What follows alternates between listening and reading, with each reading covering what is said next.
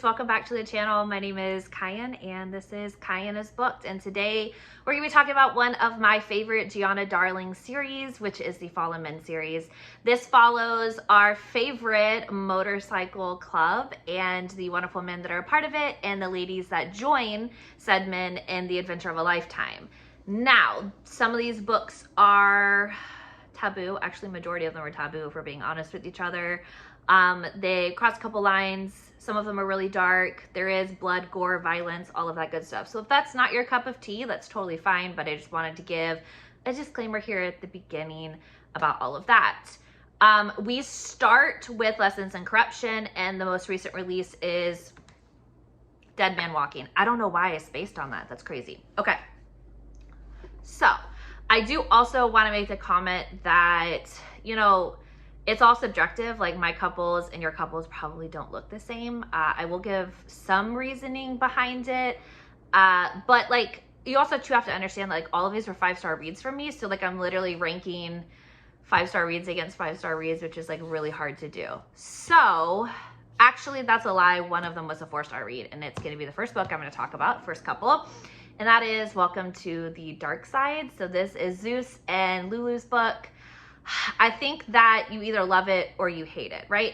And let's be clear, like, just because they're on the bottom of my ranking system for couples doesn't mean that I hate them as a couple. The forbidden aspect of it was like really hard for me to get past, because they start writing letters to each other when she's like 10 and he's in prison. There's a pretty significant age gap here. And granted, like, nothing over the line happens until she is of age, but it's just the implication of the forbidden aspect of it, right? And I never could get past it. And let's be clear, I love Zeus and I love Lulu, and I love them when they're like, we see them in later books and like with later couples. I couldn't get past it for their story, right? So like, that's why for me, they're the bottom. Do I think that Zeus is like a bad hero? Absolutely not. Do I think she's a bad heroine? No. Was I interested in it? Yes. Have I read it? Yes. I just couldn't get there in terms of their age gap. So that is why they would be the first one I talk about, which is you know, the bottom, because I'm gonna save the best for last. So this also too they're the hardcovers, lady covers. She is a perfect Lulu too. Like, if I were to explain her like before we had these covers, like, this is exactly who I would picture. So Giana did like an amazing job of finding the female models for these. Age gap is like a little too much for me, and I've never really said that before too. Also too, I met her at Love in Vegas, and all my editions are signed.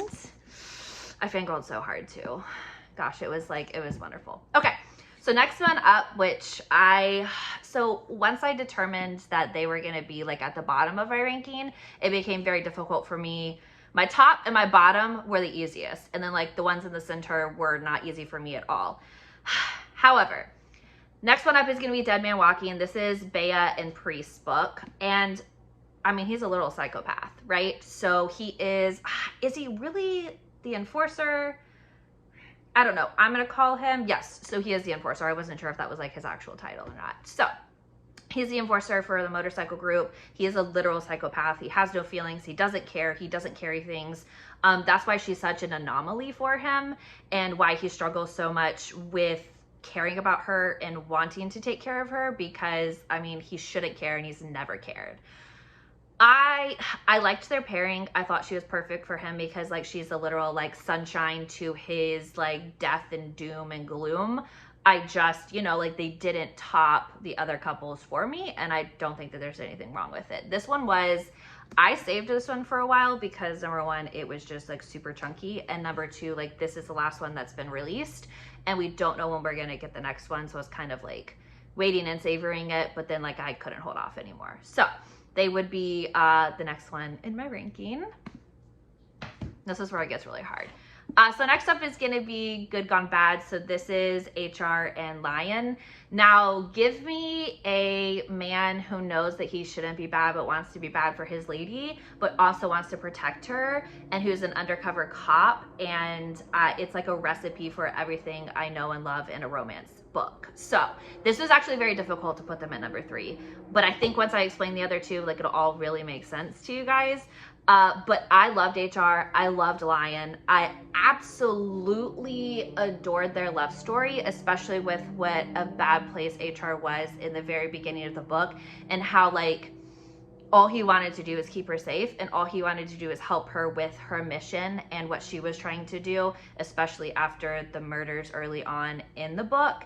It's been a bit since I read this one. I desperately want to go back through all of the books and like read and annotate them. So I think that's probably gonna be something that I just add to my list to do. So I haven't read it in a while, and but with HR being Zeus's daughter, and then him being the son of the guy responsible for the police force, and he's a police officer, obviously, like, very forbidden. So I absolutely loved this, and I really, like, once again, I know Giana, like, obviously wrote these characters, but she really took a lot of time in picking the female main characters for the models, and I think she just, like, all of them are perfect. I love this story. I love how much Lion loves HR, and I love how, like, because King and Lion were really close when they were growing up, so really like, if we're going to be kind of technical about it, it's a little bit of like a brother's best friend romance as well, even though the two of them kind of, you know, drift, because that's life, especially, you know, in the aspect of the fact that he ends up being a police officer. So coming in at number 3. This one was a really hard decision to make, but also not a hard decision to make at the same time, because Inked in Lies is the first book in the series that I read that really came close to booting King and Cress from the top slot. So in the second place slot is Casanova, aka Nova, and Lila.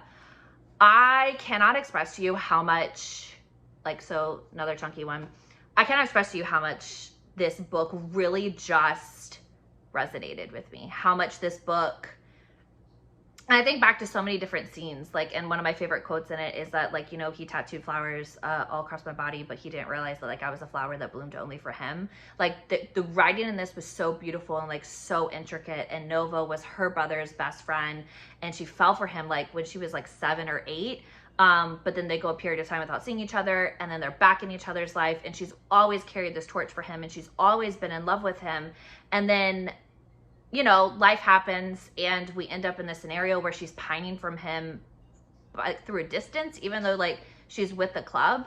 So it just becomes this, like, really intricate romance, this really intricate relationship between the two of them.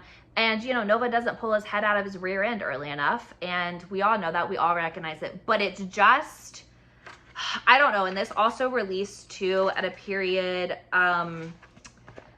I want to say this released in 2020. Let me double check that before I lie to you guys. Obviously not this version of it, but the book itself, what was it? There it is. I'm like, why is this skipping over it? So this released, it doesn't even tell me. Whatever. So this released, like, she wrote it during the pandemic. It released kind of like once society opened up back again. And it's just like, it's such a beautiful love story. And it's such a beautiful love story of, like, unrequited love.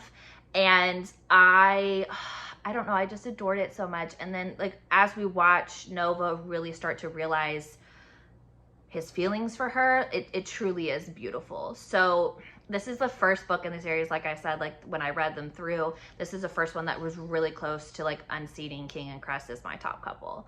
And I want to be clear, like, this close second is, like, by a percentage. Like, it's like, honestly, it's that close. So let's talk about a very controversial first book, Lessons in Corruption.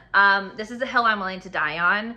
I love King and Cress. I just, you know, it's a teacher-student romance, but in reverse, like, she's a teacher and he's a student. I hate seeing reverse age gap because the woman's older, but, like, it's an age gap. A lot of people think it's instant love. I don't agree with that aspect of it. I think that King represented a level of freedom for her that she reached for it, and she used him as like a catalyst for it. And then the lust was there, but the love came later.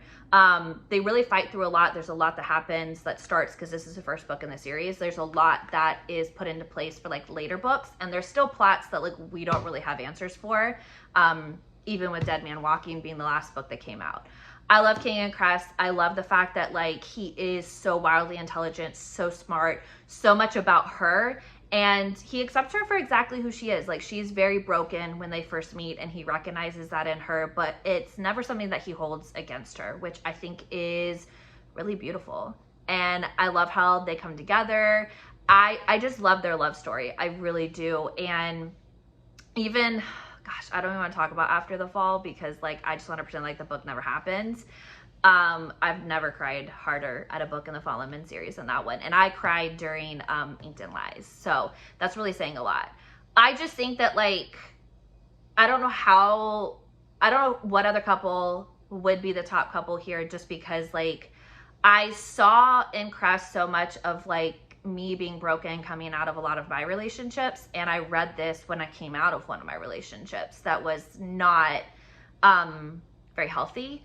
And in reading this, I really recognized what it was like to be trying to build yourself back up, like trying to put yourself back together. And I'm doing it alone, right? But if I wanted a partner in doing that, I really like, I look at King and I look at the way that like he doesn't like some of the decisions that she makes, and he doesn't like some of the comments that she makes, but he understands that she's trying to fix those things about herself, and that she's trying to come back to the world. And it's just difficult for her because of her upbringing and who she ended up with and all of that. So I just think that it was a really beautiful way of him representing freedom that she wanted, her taking that freedom, and then eventually leading to a love story that I absolutely adore. So this is my favorite Fallen Men couple, and I know, super controversial, probably because of the first one I picked up, but I also want it on the record that I love all these couples for many different reasons. And you know, it's just, I don't think I'm ever really going to be able to let go of King and Cress, and I think that's okay. Like, I think it's okay to just like be obsessed with one couple and still love all the other couples, you know, the same. Kind of, I don't know, not really the same, because you know, always gonna be King and Cress for me, baby. So thank you so much for watching. If you've read the Fallen Men series, I would love to see your series ranking, your couple ranking, sorry, not book ranking, but like your couple ranking in the comment section below. Let me know if we have any ones that are the same, or if you're just like, girl, I can't get on board with any of it. And you know, I get it.